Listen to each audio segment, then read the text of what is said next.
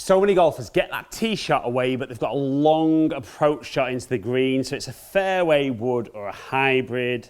They feel good over the golf ball. They've set themselves up. And then they just cold top it 20 yards in front of them.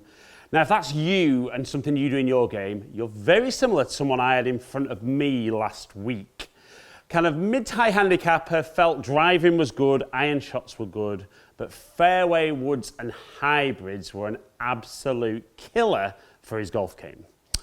So the first thing we noticed was he hit a lot of good shots with irons, kind of warming up. But as soon as he got his 3-wood in his hand, there was just, if I said no consistency, that'd be wrong. It was very consistent, but a really poor consistency. And the initial thing I said was, look, when you've got 3-wood in your hand and the ball's on the floor, talk me through your thought process. So he said, right, well, I know first things first, you need to sweep the ball away. So it's very different from an iron. Now listen to that again. He said that he wanted to sweep the ball away. Now, is that something that you've been told or something you try and do? Because if it is, that is what's killing your golf swing. So what I want you to imagine is when the golf ball's on the floor, irrelevant of the golf club, we want the club to be travelling down and hitting the golf ball and then the ground. Now, how much it travels down varies a little bit club to club. But even with a 3-wood on the floor, we need to be hitting down on the ball. But I hate that terminology. So what you need to understand is when you look face on, the club's moving in that circle around your body. So on the way back, it's moving up. On the way down, it's obviously moving down. It reaches a point, which is the lowest point, and then it travels back up. So the big problem we noticed with my client was, first of all, he wasn't really aware that where the low point should be.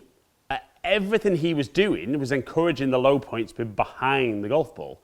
So he would then either fat it, which he didn't do very often but had done in the past, or he'd miss the ground and the club would travel up and hit the top.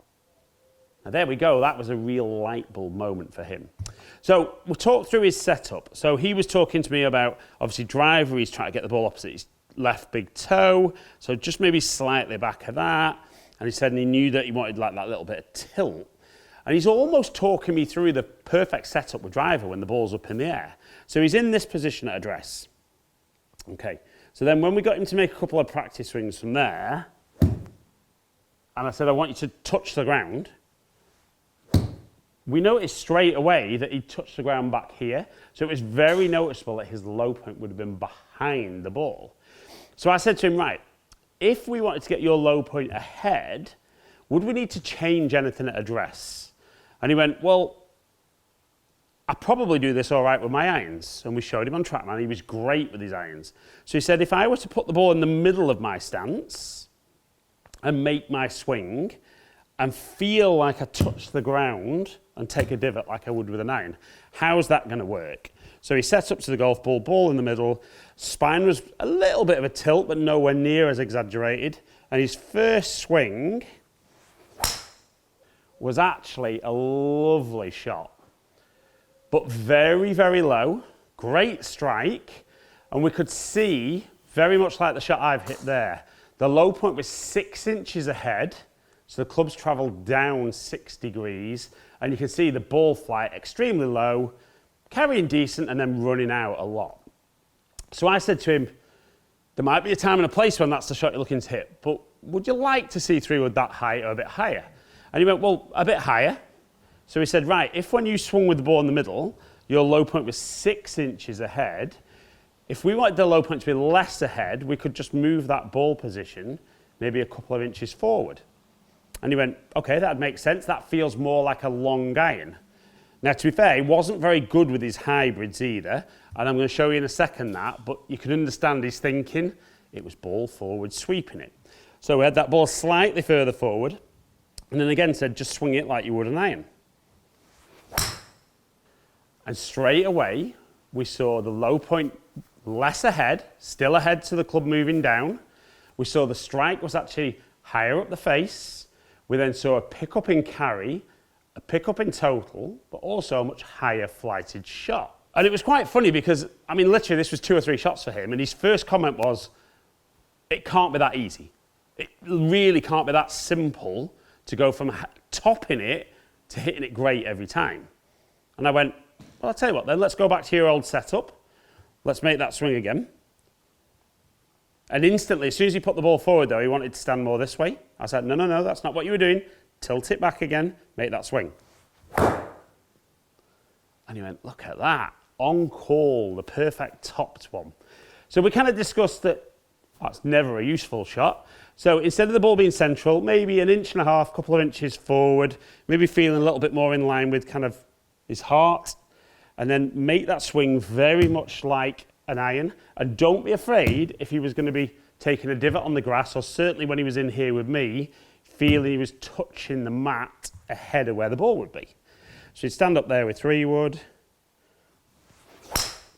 And then even the one where he just missed the mat, that low point still a couple of inches ahead, club travelling down, still very good carry, and the shot almost the same as the perfect one. And it is a strange one for golfers because, you know, a lot of the time we talk about, you know, the scoring clubs being short irons and wedges.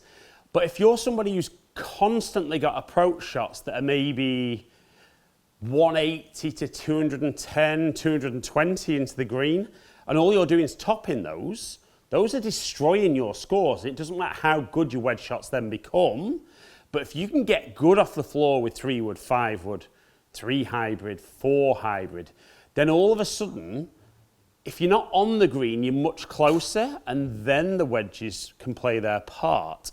So I said, right, okay, straight away we're more nailed on with the fairway woods. And certainly the distance he hit it, 3-wood. I'm not still convinced 3-wood's his best one off the floor. I think 5-wood was probably the most consistent, but 3-wood was an option. We then said, right, go into the irons. And he went, well, now you've said that, yes. He said, maybe not as exaggerated with me in the past. He said, but now I would have the ball maybe just slightly forward of centre instead of being kind of maybe where 3-wood was or even more advanced than that. And then he said, if I get there and then just treat this exactly like an iron. And he just went, wow, that's so different straight away. He said, and to be honest, we looked at the numbers on TrackMan and all of a sudden the ball went the distance it should for that club. But his comment was, it just feels like I'm hitting an iron shot. So my thing becomes, don't overthink it between the iron, the hybrid and the fairway wood. Think of your golf swing as the ball's either on the floor or it's up high up on a tee with driver. Even iron shots and hybrids, fairway woods off a tee, should be low and delivering it like it's on the floor. So you've just got those two things, haven't you? That when the ball's on the floor, you want that low point ahead. Ideally with driver, you want the ball behind, but that's a whole different video. So we said hybrid's going to be maybe centre, just forward of centre, and again, touch that ground ahead of the golf ball. Transform the strike. No more tops, no more thins. We could see the ball absolutely getting out there. And for him, already we've seen such an improvement in scoring, not because we've worked on his scoring game, but we've worked on those shots in between. You know, once he was inside 130, he was great, but certainly for him 170 to kind of 200, 210, there was just no game.